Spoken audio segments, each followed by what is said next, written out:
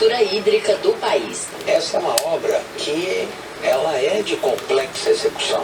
Você se depara com diversos tipos de terreno, você tem que construir reservatórios, túneis, pontes, aquedutos, ultrapassando estradas e tudo mais. E nós estamos hoje, graças a Deus, com mais de 80% dessa obra executada, com uma expectativa de entregá-la até o final do próximo ano de 2016, mais tardar no início do ano de 2017. E em junho deste ano, o governo federal também anunciou recursos para garantir o abastecimento na região metropolitana de São Paulo. O estado vive uma crise de abastecimento de água. São 830 milhões e meio de reais para investimentos em uma obra hídrica que vai interligar as represas Jaguari, na bacia do Paraíba do Sul, e Atibainha, na bacia do sistema Cantareira. Reportagem, Thaísa Dias. E depois de Inhapim, a presidenta Dilma seguiu até Maceió. Na capital de Alagoas, ela se reuniu com empresários do estado. Vamos ao vivo para lá com a repórter Thaísa Dias. Boa noite, Thaísa. Boa noite, Ellen. Boa noite, Luciano. A reunião da presidenta Dilma Rousseff com empresários de Alagoas, aqui em Maceió, terminou agora há pouco, por volta das 7 horas da noite.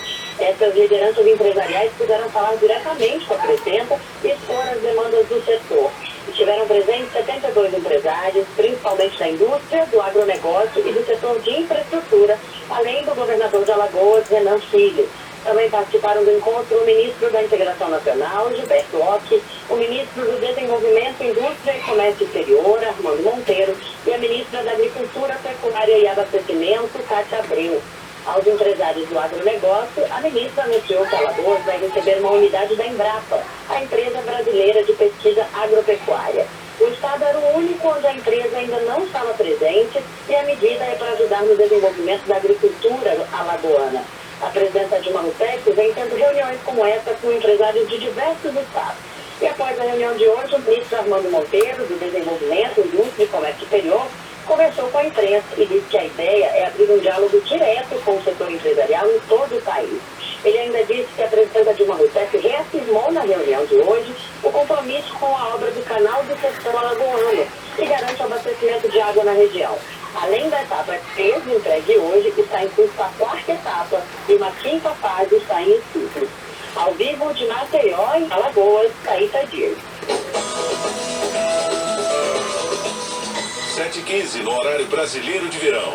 A cada 100 mil mulheres brasileiras, 36 estão presas. Pela primeira vez é possível saber, além desse número, quem são e como vivem as detentas no Brasil. Um levantamento inédito divulgado hoje revela esse perfil e os dados vão orientar novas ações, como a criação de salas de amamentação nos presídios, por exemplo. A população carcerária feminina no país subiu quase 7 vezes em 15 anos. Passou de 5.601 mulheres em 2000 para 37.380 em 2014. Metade das detentas tem entre 18 e 29 anos e não chegou a concluir o ensino fundamental. 57% são solteiras e 68% negras. O relatório revela ainda que quase 7 em cada 10 mulheres estão presas por tráfico de drogas, situação que precisa mudar com a adoção de outras alternativas, segundo o ministro da Justiça, José Eduardo Cardoso. A pena restritiva de liberdade é naquele caso em que ela é indispensável, que só tem outras formas eficazes de punição penal que se aplique e que eu trate o usuário como usuário, não como traficante. E o usuário tem que ser tratado, tem que ter reinserção social e não ter pena cerceadora da liberdade em estabelecimentos como os nossos, que são dominados, infelizmente, por organizações criminosas em grande medida. A partir desse retrato inédito da situação das mulheres presas no país, o Ministério da Justiça quer adotar ações específicas voltadas para as principais necessidades das detentas, como, por exemplo, a criação de salas de amamentação nos presídios e a construção de mais unidades exclusivas para as mulheres. O diretor do Departamento Penitenciário Nacional, Renato De Vito, defende o fim dos estabelecimentos mistos. Que as unidades que abrigam mulheres sejam unidades exclusivamente femininas, porque aí nós podemos articular esses espaços arquitetônicos da saúde, o espaço da gestante, do berçário, do aleitamento, adequadamente. Atualmente, apenas 5% das penitenciárias femininas possuem creche e 32% contam com berçário. Reportagem Ana Gabriela Salles. Cada vez mais as mulheres são incentivadas a fazer denúncias contra agressões físicas e sexuais, além do assédio moral. Um exemplo disso é o Ligue 180, um número gratuito para denunciar esses casos e que já registrou mais de 4 milhões de atendimentos desde que foi criado em 2005. A Voz do Brasil conversou com algumas mulheres, fomos saber por que é tão importante quebrar o silêncio e enfrentar o preconceito e o medo de se expor depois de sofrer uma violência. Nas últimas semanas, milhares de pessoas contaram na internet episódios reais de suas vidas em que sofreram violência, assédio e abuso sexual. Só até o último dia 26, foram mais de 82 mil relatos espontâneos nas redes sociais Facebook e Twitter, com hashtag Meu Primeiro Assédio, histórias de desrespeito, violência, crimes contra a infância e a juventude e principalmente contra a mulher. A estudante de Direito Maria Clara Bubna participou da campanha.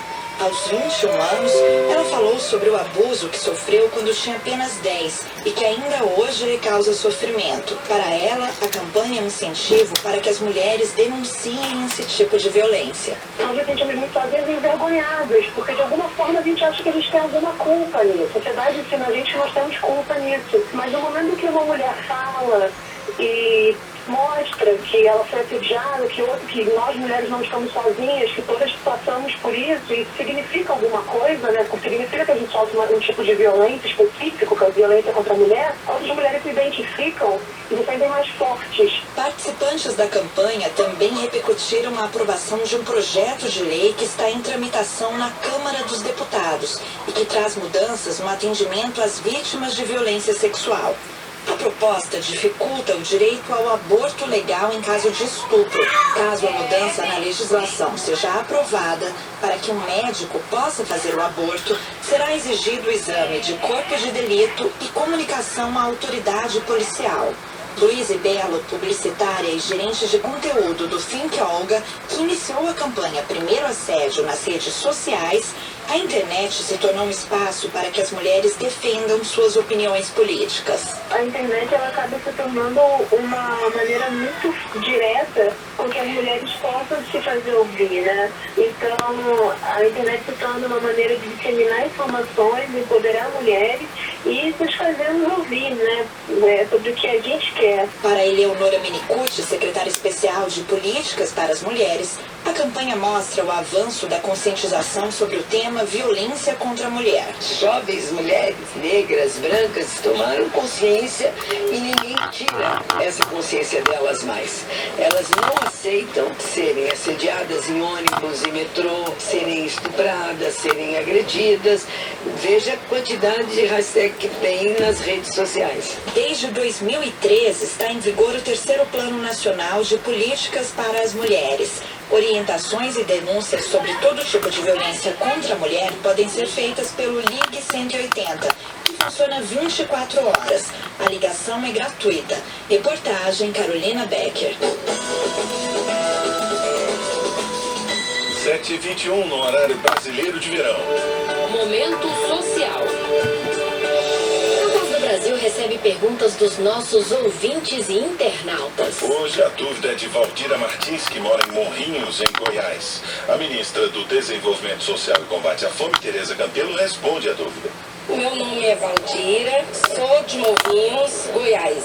Ministra, eu gostaria de saber de você se esse programa do PA vai continuar normalmente. Valdira, claro que o PA vai continuar. O PA é um programa de compra de alimentos da agricultura familiar e foi um dos responsáveis pelo Brasil ter saído do mapa da fome. A presidenta Dilma garantiu nessa terça-feira que o PA continua. Aliás, está sendo fortalecido o PA e as compras públicas, porque nós estamos fazendo a mesma coisa que nós fazemos com o PA com a merenda escolar. Quando se compra da agricultura familiar, nós tendemos a comprar alimentos frescos, comida de verdade, que gera renda para a agricultura familiar e fortalece a economia local. É por isso que o PA tem que continuar. E se você também tem dúvidas sobre os programas sociais, como esse aí que você ouviu, o PA, o Bolsa Família, manda pra gente. O endereço do e-mail é voz@ebc.com.br. Tem também o twitter.com/A Voz do Brasil e facebook.com/Bolsa Família. A sua pergunta vai ser respondida pela ministra aqui na Voz do Brasil, sempre na quinta-feira. Participe. Brasil 2016. O aeroporto Santos Dumont, no Rio de Janeiro, vai ficar fechado às tardes durante 10 dias de disputa das Olimpíadas de 2016. O aeroporto fica ao lado da Baía de Guanabara, que vai receber a maioria das provas de vela. Segundo o ministro-chefe da Casa Civil, Jacques Wagner, o fechamento entre os dias 8 e 18 de agosto atende um pedido da organização dos Jogos. Foi uma decisão nossa em relação ao pedido do Comitê Olímpico, que era a suspensão de voos no aeroporto Santos Dumont durante um período de 4 horas e meia, durante 10 dias, para poder garantir a filmagem, o exercício de todas as Olimpíadas. Mais terras produzindo alimentos e matérias-primas. Impulsionados pela soja, agricultores de todo o país aumentaram também sua renda e a participação na economia brasileira no ano passado. É o que mostra uma pesquisa divulgada hoje pelo IBGE. Foram cultivados 76 milhões de hectares de terra em todo o país, 4 milhões a mais do que em 2013. E o valor da produção agrícola foi recorde no ano passado, somando mais de 251 bilhões de reais. A geração de energia eólica a partir dos ventos bateu novo recorde no Brasil. Nesta segunda-feira, dia 2 de novembro, a geração alcançou mais de 4.200 megawatts médios, o suficiente para abastecer cerca de 18 milhões de casas. A maior parte dessa geração vem do Nordeste. As usinas eólicas brasileiras aumentaram em 98% a produção acumulada de energia no país nos últimos 12 meses. Você ouviu hoje na Voz do Brasil. Novas regras para quem vai se aposentar foram sancionadas. Soma do tempo de contribuição e a idade garante aposentadoria integral ao trabalhador. A Voz do Brasil também explicou um novo prazo para pagar o Simples Doméstico de outubro. O vencimento foi prorrogado para até o dia 30 de novembro. Alagoas. Pesquisa inédita sobre mulheres presas vai ajudar o governo a definir novas ações, como prisões exclusivas com creches e salas de amamentação. Este foi o noticiário do Poder Executivo, uma realização da Secretaria de Comunicação Social da Presidência da República. Produção EBC Serviços. Quer saber mais sobre os serviços e informações do governo federal? Acesse www.brasil.gov.br. Boa noite. Fique agora com as notícias do Poder Judiciário e do Congresso Nacional. Boa noite e até amanhã.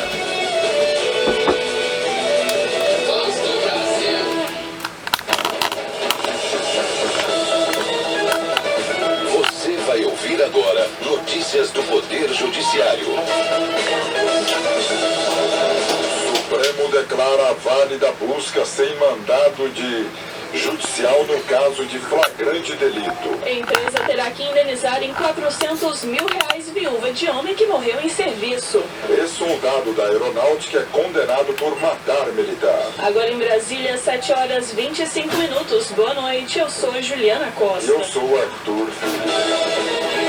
O plenário do Supremo Tribunal Federal decidiu que são lícitas as provas obtidas mediante invasão de domicílio por autoridades policiais, sem mandado judicial de busca e apreensão. Isso mesmo que no período noturno, desde que existam fundadas razões no caso de flagrante delito. Além disso, a autoridade deve justificar posteriormente por escrito o porquê da entrada na residência. Ana Paula Ergang. No processo, com repercussão geral reconhecida, um homem questionava a decisão do Tribunal de Justiça de Rondônia, que o condenou por tráfico de drogas. Ele alegava que as provas do processo eram ilícitas, porque foram obtidas no período noturno, sem o necessário mandado de busca e apreensão, isto é, mediante invasão do domicílio por autoridades policiais sem autorização da Justiça. A maioria dos ministros acompanhou o voto do relator, ministro Gilmar Mendes, que negou o provimento ao recurso, mantendo a condenação do réu e validando as provas obtidas em busca sem mandado judicial em caso de flagrante. Creio que a tese é um avanço para a concretização da garantia. Com ela está se valorizando a proteção à residência, na medida em que será exigida justa causa, controlável a posteriori para a busca. Ficou vencido o ministro Marco Aurélio, que votou pela absolvição do réu. O Superior Tribunal de Justiça manteve a indenização de R$15 mil que a mãe de um homem esquizofrênico vai ter que pagar a mulher agredida por ele na rua. O homem teria sido denunciado por outras pessoas também agredidas. William Nascimento.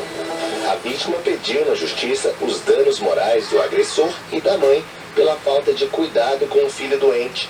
Já a mãe processou a mulher na mesma ação, na chamada reconvenção. Ela alegou que a vítima da agressão levou o caso à imprensa, com grande repercussão em programas de TV. A Justiça Estadual determinou o pagamento de R$15 mil de indenização pela mãe e anulou a reconvenção, o que fez com que o agressor e a mãe recorressem ao STJ. Os ministros da 4ª turma mantiveram a decisão e observaram que o conhecimento sobre o estado de saúde do filho e agressões anteriores a pedestres, mais a falta de providências para protegê-lo e evitar novos ataques a terceiros, justifica a indenização.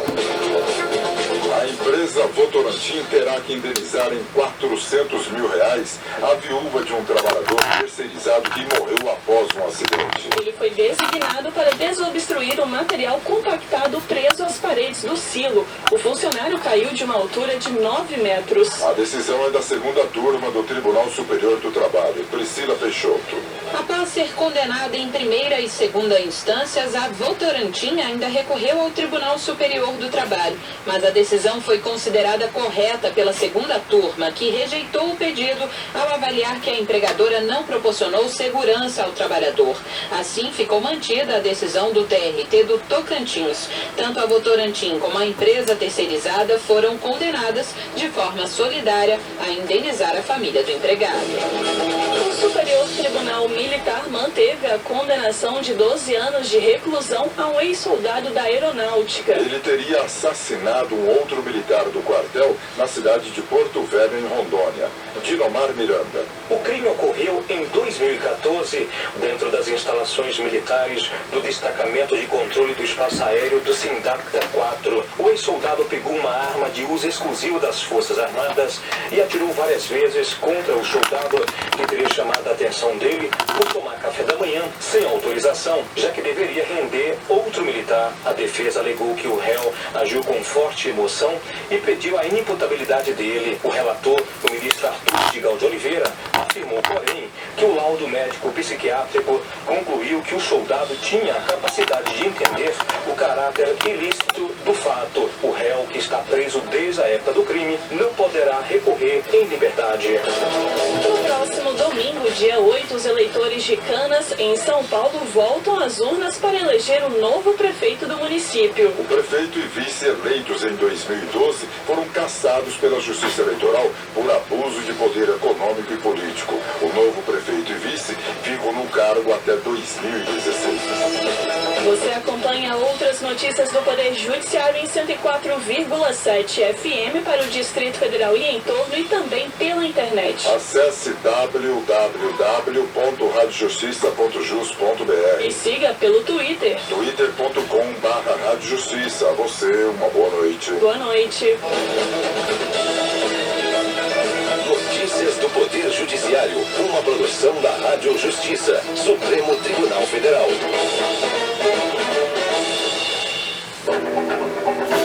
Está no ar, o Jornal do Senado.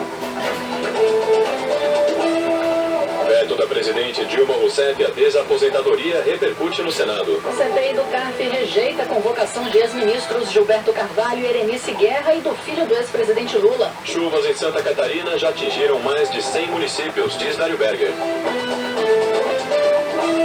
Estes são os destaques de hoje do Jornal do Senado, que começa agora.